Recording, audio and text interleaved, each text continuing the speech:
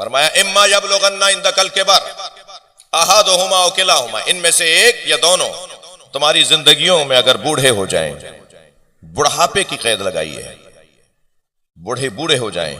अब जब ये तुम्हारी जिंदगियों में, यानी तुम जवान हो और ये बूढ़े हैं, तो फला तकुल लहुमा उफिन, इन्हें दोनों को अलबत्ता ला तकुल लहुमा वगफिज लहुमा कुल लहुमा। जी, यहां लहुमा लहुमा दोनों की बात हो रही है। अल्लाह दोनों की बात कर रहा है। औलाद को, मुझे जुमला सोचने दीजिए कि मैं क्या बोलूं, माशरे में तो पार्टी कहा जाता है, औलाद को तरफदार नहीं होना चाहिए।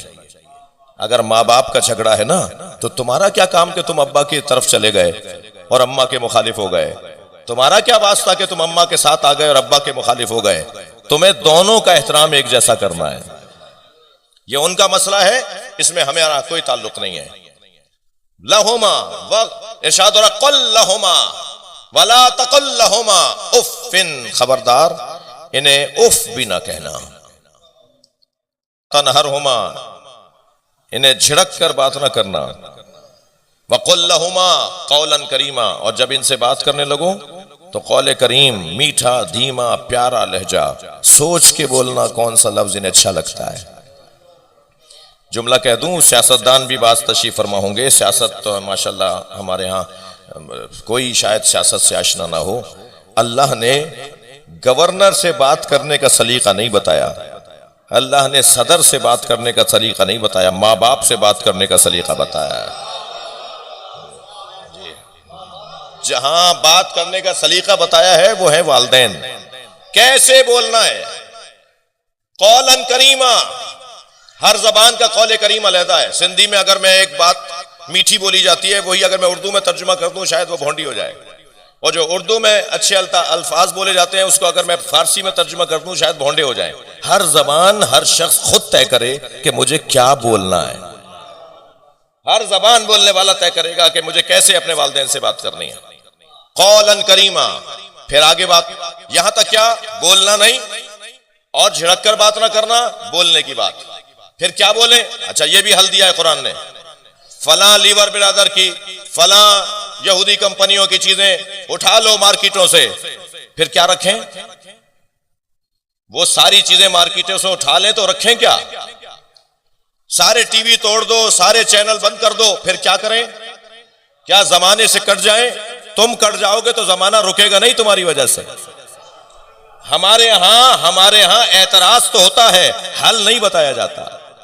हमारे यहां चीजों को तो हटाने की बात होती है, चीज लाने के लिए कोई मशवरा नहीं होता। अब यहां अल्लाह अगर कह रहा है कि उफ मत कहना, झिड़क कर बात ना करना, तो फिर क्या करें?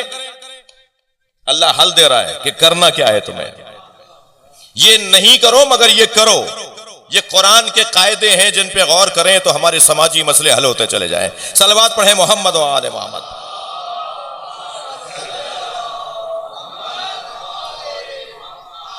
कुल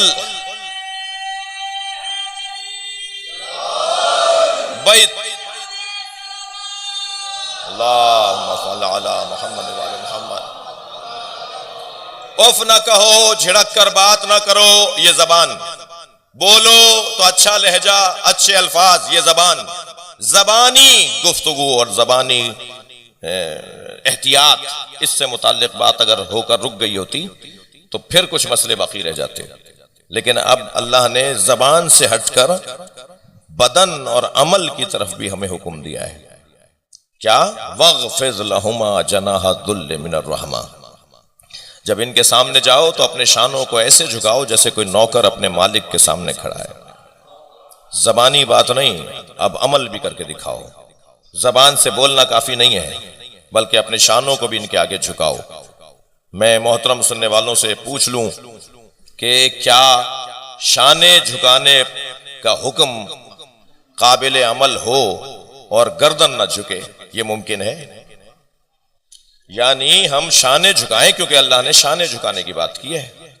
गर्दन और सर तो अल्लाह के आगे ही झुकता है। तो जरा कोई मुझे करके दिखाए कि शाने झुकाए और उसका सर ना झुके। शायद कुछ भी बन जाएगा मगर मतलूब कैफियत नहीं होगी।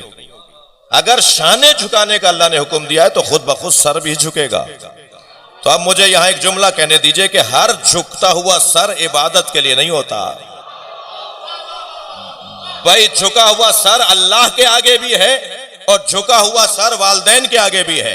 ये हम कैसे तय करें कि दोनों क्या कर रहे हैं, कौन क्या कर रहा है? तो फिर अब वो हदीस समझ में आती है, अल आमालु बिन्नियात, नियत देखो कि इसकी क्या है।